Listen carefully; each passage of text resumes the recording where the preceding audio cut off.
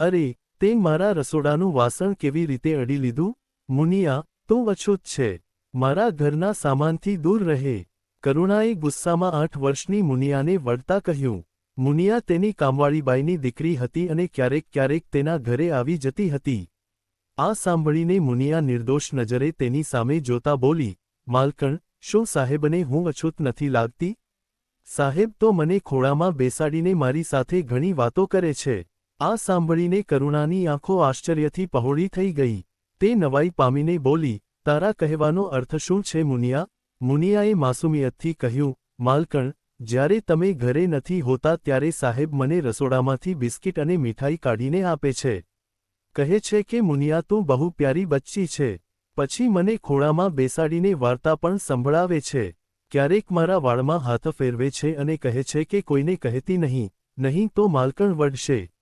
મુનિયાની વાત સાંભળીને કરુણાના હાથમાંથી કડછો છૂટતા છૂટતા રહી ગયો. તેનું હૃદય જોરથી ધબકવા લાગ્યું. તે ગભરાઈને બોલી, અને બીજું શું કરે છે તારી સાથે સાહેબ? મુનિયા ભોળપણથી બોલી, બસ વાતો કરે છે માલકણ. કહે છે કે તું જ્યારે પણ આવે ત્યારે મને મળીને જજે. ક્યારેક મને પોતાના રૂમમાં પણ બોલાવે છે. ત્યાં મને ચોકલેટ આપે છે.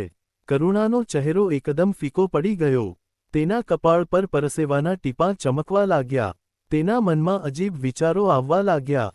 તે પોતાને સંભાળવાની કોશિશ કરી રહી હતી, પણ દિલમાં ઉઠતી શંકા તેને અંદરથી હચમચાવી રહી હતી. એટલામાં મુનિયાની માં રાધા પોતાનું કામ પતાવીને અંદર આવી અને બોલી, ચાલ મુનિયા, બહુ મોડું થઈ ગયું. માલકણનું કામ પણ પતી ગયું છે. હવે ઘરે જઈએ. મુનિયા ખુશી ખુશી માનો હાથ પકડીને ચાલી નીકળી. જતી વખતે તેણે પાછળ ફરીને કરુણા તરફ જોયું અને સ્મિત આપ્યું. પણ કરુણા તે સ્મિતનો જવાબ પણ આપી શકી નહીં.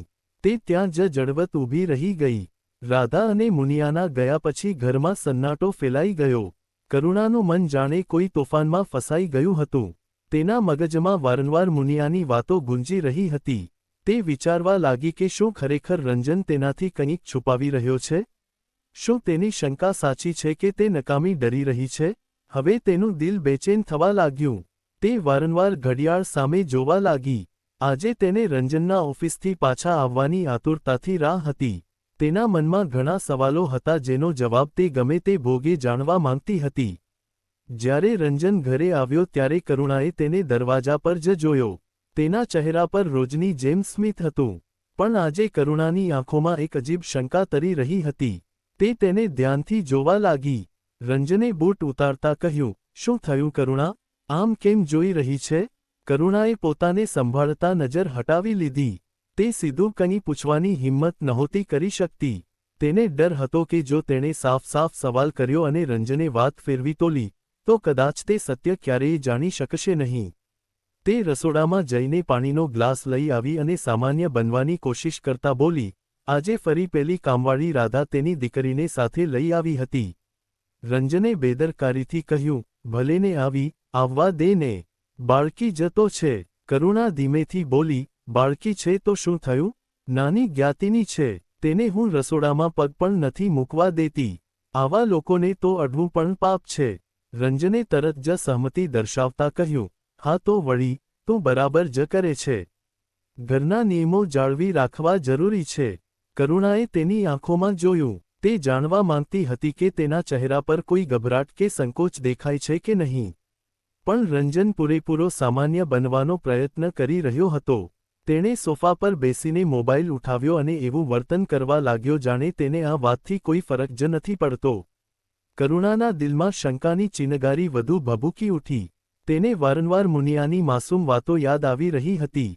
તે વિચારવા લાગી કે શું રંજન સત્ય છુપાવવાની કોશિશ કરી રહ્યો છે કે ખરેખર તેને કંઈ ખબર નથી? રૂમમાં એક અજીબ મૌન ફેલાઈ ગયું. બંને એકબીજાની સામે બેઠા હતા, પણ તેમની વચ્ચે વણકહ્યા સવાલોની દિવાલ ઊભી થઈ ગઈ હતી. કરુણાના મનમાં હવે સત્ય જાણવાની બેચેની વધવા લાગી હતી. બીજા દિવસે રવિવારની રજા હતી. કરુણા સવારથી જ બેચેન હતી. તે વારંવાર ઘડિયાળ જોતી હતી અને દરવાજા તરફ નજર દોડાવતી હતી. આજે તેને રાધા અને મુનિયાના આવવાની આતુરતાથી રાહ હતી. તેના મનમાં અનેક સવાલો ઉમટી રહ્યા હતા. તે વિચારી રહી હતી કે આજે તે મુનિયા સાથે નિરાંતે વાત કરશે અને સત્ય જાણવાનો પ્રયત્ન કરશે. સવારે 9 વાગ્યાની આસપાસ ડોરબેલ વાગી. કરુણા લગભગ દોડતી દરવાજા પાસે પહોંચી. તેણે દરવાજો ખોલ્યો તો સામે રાધા ઊભી હતી, પણ આજે મુનિયા તેની સાથે નહોતી. કરુણાની નજર તરત જ રાધાની પાછળ ગઈ. તેણે આજુબાજુ જોયું અને પછી જલ્દી પૂછ્યું, અરે રાધા, આજે મુનિયા નથી આવી? રાધાએ નજર ઝુકાવીને કહ્યું, માલકણ, આજે તેને ઘરે જ મૂકી આવી છું. તેની તબિયત થોડી ઠીક નહોતી. કરુણાને તેની વાતમાં કંઈક અજીબ લાગ્યું. તેણે નોંધ્યું કે રાધા આજે કંઈક વધારે પડતી ગભરાયેલી લાગતી હતી. તે વારંવાર પોતાના સાડલાનો છેડો મચડી રહી હતી. કરુણાએ ધીમા પણ કડક સ્વરમાં પૂછ્યું, શું થયું તેને? ગઈકાલ સુધી તો એકદમ ઠીક હતી. રાધા થોડીવાર ચૂપ રહી પછી બોલી, બસ માલકણ, હલકો તાવ છે. બાળકોને તો થયા જ કરે. કરુણાની બેચેની વધી ગઈ. તેને લાગી રહ્યું હતું કે રાધા તેનાથી કંઈક છુપાવી રહી છે. તેણે રાધાની આંખોમાં જોતા કહ્યું, સાચે સાચું કહી દે રાધા, વાત શું છે? રાધા એક ક્ષણ માટે ગભરાઈ ગઈ. તેણે તરત જ નજર ઝુકાવી લીધી અને ઉતાવળે બોલી, કંઈ નથી માલકણ, તમે નકામી ચિંતા કરો છો. હું કામ શરૂ કરી દઉં. કરુણા થોડી ક્ષણો તેની સામે જોઈ રહી. તેના મનમાં શંકાનું તોફાન વધુ તેજ બન્યું હતું. તેણે ધીમેથી માથું હલાવ્યું, પણ તેનું ધ્યાન વારંવાર એ જ વાત પર અટકી રહ્યું હતું કે આખરે આજે મુનિયા કેમ નથી આવી? તેને લાગતું હતું કે કોઈ મોટું સત્ય તેની સામે આવવાનું છે અને તે એ સત્યનો સામનો કરવા પોતાને તૈયાર કરવા લાગી. એક અઠવાડિયા સુધી મુનિયા ન આવી, તો કરુણાની બેચેની હજુ વધી ગઈ. અહીં રંજનનું વર્તન એકદમ સામાન્ય હતું, પણ તેમ છતાં, ખબર નહીં કેમ કરુણાને વારંવાર તેના પર શંકા થઈ રહી હતી. એક અઠવાડિયા પછી એક દિવસ રાધાની સાથે મુનિયા પણ આવી ગઈ. રાધાએ કરુણાને જોતા જ સ્પષ્ટતા કરતા કહ્યું, માલકણ, આજે તેના બાપુ બીમાર છે તો હોસ્પિટલ ગયા છે. જ્યારે તે કામ પર જાય છે ત્યારે તેને પોતાની સાથે લઈ જાય છે. એટલે આજે હું તેને મારી સાથે લઈ આવી. એ તમારા કોઈ સામાનને નહીં અડે, માલકણ. બસ અહીં વરંડાના પગથિયા પર બેસી રહેશે. આટલું કહીને તે અંદર રૂમની સાફ સફાઈ કરવા જતી રહી. કરુણાનું મગજ ઝડપથી કામ કરવા લાગ્યું. થોડી વારમાં તે રંજન પાસે ગઈ અને કહેવા લાગી, મારે બજારમાંથી થોડો સામાન લેવા જવું છે, હું જાઉં છું. રંજન કંઈ જવાબ આપે તે પહેલાં જ તે તીરની ઝડપે ઘરની બહાર નીકળી ગઈ. તેનું દિલ જોર-જોરથી ધબકતું હતું, પણ બજાર જવાને બદલે તે ગલીના વળાંક પર જઈને છુપાઈ ગઈ. તે ધીરે ધીરે પાછી ઘર તરફ વળી અને આંગણાના પાછળના દરવાજાથી અંદર ગઈ, જ્યાંથી ડ્રોઈંગ રૂમ સાફ દેખાતો હતો. કરુણાના શ્વાસ તેજ થઈ રહ્યા હતા. તે દિવાલના સહારે ઊભા રહીને અંદર ડોકિયું કરવા લાગી. થોડી જ વારમાં તેણે જોયું કે રંજન રૂમની બહાર આવ્યો. તેણે આમ તેમ નજર દોડાવી જાણે કોઈને શોધી રહ્યો હોય. પછી તે વરંડા તરફ વધ્યો, જ્યાં મુનિયા પગથિયા પર બેસીને પોતાની ઢીંગલી સાથે રમી રહી હતી. રંજન તેની પાસે જઈને બેસી ગયો અને સ્મિત સાથે બોલ્યો, અરે મુનિયા, તું કેટલાય દિવસથી આવી નથી. હું તો તને બહુ યાદ કરતો હતો. મુનિયા ખુશીથી ઉછળીને બોલી, સાહેબ, માં નહોતી લાવતી, એટલે ન આવી શકી. રંજને ખિસ્સામાંથી ચોકલેટ કાઢીને તેને આપી અને વહાલથી તેના માથા પર હાથ ફેરવવા લાગ્યો. કરુણા દૂર ઊભી રહીને આ બધું જોઈ રહી હતી. તેનું દિલ વધુ ઝડપથી ધબકવા લાગ્યું. તેને મુનિયાની જૂની વાતો યાદ આવવા લાગી. રંજન ધીમેથી બોલ્યો, તું જ્યારે પણ આવે ત્યારે સીધી મારા રૂમમાં આવી જતી રહેજે. અહીં પગથિયા પર કેમ બેસી રહે છે? મુનિયા માસુમિયતથી બોલી, માલકણ વળશે ને. કહે છે અંદર નહીં આવવાનું. રંજન હળવું હસતા બોલ્યો, અરે હું છું ને, કોઈ કંઈ નહીં કહે. આ સાંભળતા જ કરુણાના પગ નીચેથી જમીન સરકી ગઈ. તેની શંકા હવે ડરમાં બદલાવા લાગી હતી. તે દિવાલ પકડીને ઊભી રહી. તેના મનમાં વાવાઝોડું ઉઠ્યું હતું. હવે તે સમજી નહોતી શકતી કે જે તે જોઈ રહી છે તે સત્ય છે કે તેના ડરની અસર. મુનિયાને લલચાવીને રંજન તેને પોતાના રૂમની અંદર લઈ ગયો. તે દરવાજો બંધ કરવા જ જતો હતો કે તેણે મુનિયાને ખોટી રીતે અડવાની કોશિશ કરી. ત્યારે જ અચાનક કરુણા જોરથી ચિલ્લાવી ઉઠી, રંજન, હાથ પાછળ કર. કરુણાનો અવાજ આખા ઘરમાં ગુંજી ઉઠ્યો. તેણે તરત જ દરવાજો ધક્કો મારીને ખોલી નાખ્યો. રંજન ગભરાઈને પાછળ હટી ગયો અને મુનિયા ડરીને રડવા લાગી.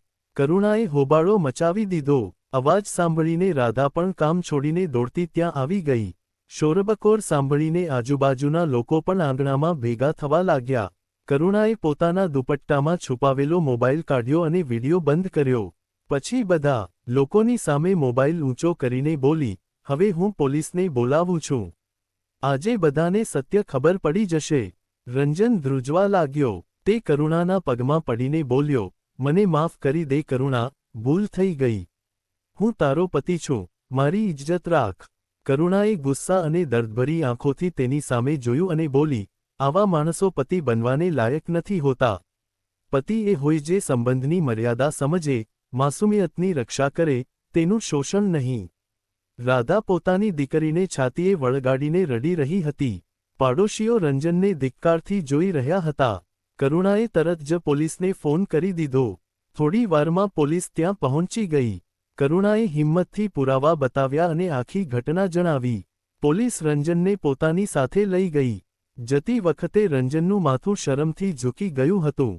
કરુણા આંગણામાં ઊભી હતી. તેના ચહેરા પર દુઃખ ચોક્કસ હતું પણ આંખોમાં મક્કમતા અને આત્મવિશ્વાસ સાફ દેખાતો હતો. તેણે બધા લોકો તરફ જોતા કહ્યું, અછૂત કોઈ નથી હોતું. અછૂત જો કંઈ હોય તો તે માણસની હલકી વિચારધારા હોય છે. ઊંચી જ્ઞાતિમાં જન્મ લેવાથી કોઈ મોટું નથી બની જતું. મોટો એ છે જેના વિચારો અને કર્મો સાફ હોય છે. રાધાએ આંસુ ભરેલી આંખોથી કરુણાને જોઈ. પહેલીવાર તેને લાગ્યું કે સમાજમાં બદલાવની આશા હજુ બાકી છે. આ જ વિચાર અને સાહસ સાથે કરુણાએ ન્યાયનો પક્ષ પસંદ કર્યો અને એ જ તેના જીવનની સૌથી મોટી જીત બની ગઈ.